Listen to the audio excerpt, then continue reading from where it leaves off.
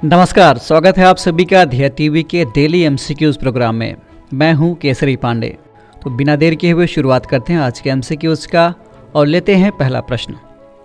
हाल ही में world bank द्वारा किस राज्य के कृषि अधिकारियों को लाइट हाउस पार्टनर के रूप में चुना गया है? आपके ऑप्शंस हैं ए ओडिशा, बी केरल, सी पंजाब अथवा ऑप्शन डी कर्नाटक।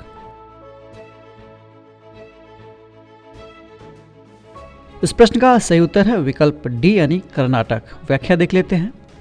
हाल ही में कर्नाटक के रिवॉल्ड, जिसका फुल फॉर्म है rejuvenating watershed for agricultural resilience through innovative development, इस योजना के बेहतरीन प्रदर्शन से प्रभावित होकर वर्ल्ड बैंक ने इसे लाइट हाउस पार्टनर के रूप में चुना है।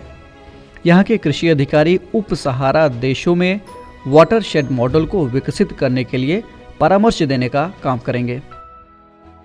बढ़ते हैं दूसरे प्रश्न की ओर। अभी हाल ही में चर्चा में रहे मार्ग पोर्टल के संदर्भ में निम्नलिखित में कौन सा अथवा कौन से कथन सत्य हैं? पहला, मार्ग पोर्टल स्टार्टअप इंडिया का नेशनल मेंटरशिप प्लेटफॉर्म है। दूसरा, इसे उद्योग संवर्धन और आंतरिक व्यापार विभाग, संक्षेप में कहें तो DPIIT ने लॉन्च किया है। तीसरा, ये विभाग वित्त मंत्रालय के तहत काम करता है। आपके विकल्प हैं ए केवल 1 और 2, बी केवल 2 और 3, सी 1, 2 और 3 अथवा ऑप्शन डी इनमें से कोई नहीं। इस प्रश्न का सही उत्तर है विकल्प ए यानी केवल पहला और दूसरा स्टेटमेंट ही सही है, तीसरा वाला रॉन्ग है, गलत है। चलिए एक्सप्लेनेशन देख लेते हैं। हाल ही में वाणिज्य और उद्योग मंत्रालय के तहत department for promotion of industry and internal trade DPIIT ने मार्ग पोर्टल शुरू किया है, जिसका पूरा नाम mentorship, advisory, assistance, resilience and growth है। बता दें कि इस पोर्टल की सहायता से नए स्टार्टअप की मदद की जाएगी। मार्ग विविध क्षेत्रों, चरणों और भौगोलिक पृष्ठभूमियों में स्टार्टअप्स के लिए मेंटरशिप की सुविधा के लिए एक एकल बिंदु प्लेटफॉर्म है, यानी सिंगल पॉइंट प्लेटफॉर्म। बढ़ते हैं तीसरे प्रश्न की ओर। हाल ही में चर्चा में रही हीमोहॉल्ट बैंडेज के संदर्भ में निम्नलिखित में कौन सा अथवा कौन से कथन सत्य हैं? पहला, ये पट्टी यानी बैंडेज गहरे घाव से तेजी से बहते खून को मिनटों में ही रोक सकती है। दूसरा, इसका विकास अघरकर अनुसंधान संस्थान यानी ARI पुणे द्वारा किया गया है।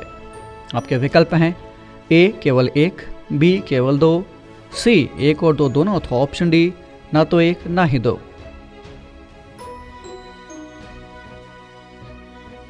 इस प्रश्न का सही उत्तर है विकल्प सी यानी दोनों स्टेटमेंट करेक्ट हैं। चलिए एक्सप्लेनेशन देख लेते हैं।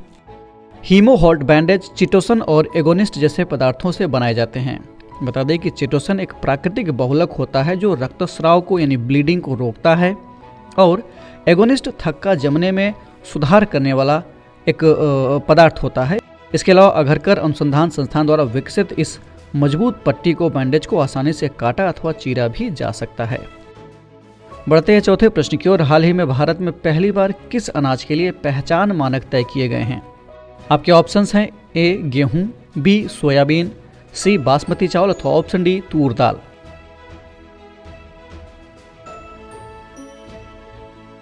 इस प्रश्न का सही उत्तर है विकल्प सी यानी बासमती चावल। एक्सप्लेनेशन देख लेते हैं। देश में पहली बार भारतीय खाद्य सुरक्षा और मानक प्राधिकरण यानी FSSAI ने बासमती चावल के लिए पहचान मानकों को तय किया है। इससे पहले निर्यात मानक निर्धारित न होने के कारण यूरोपीय संघ के कई देशों ने भारतीय बासमती निर्यात पर प्रतिबंध लगा दिया था। ये मानक भूरी बासमती, पीसी हुई बासमती, हल्की भूरी बासमती और मिल्ड उसना बासमती समेत सभी बासमती पर लागू होंगे।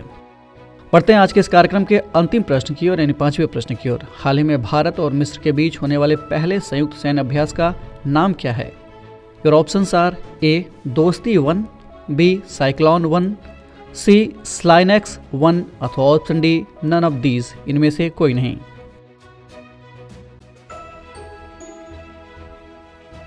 इस प्रश्न का सही उत्तर है विकल्प बी यानी बी ऑप्शन करेक्ट है।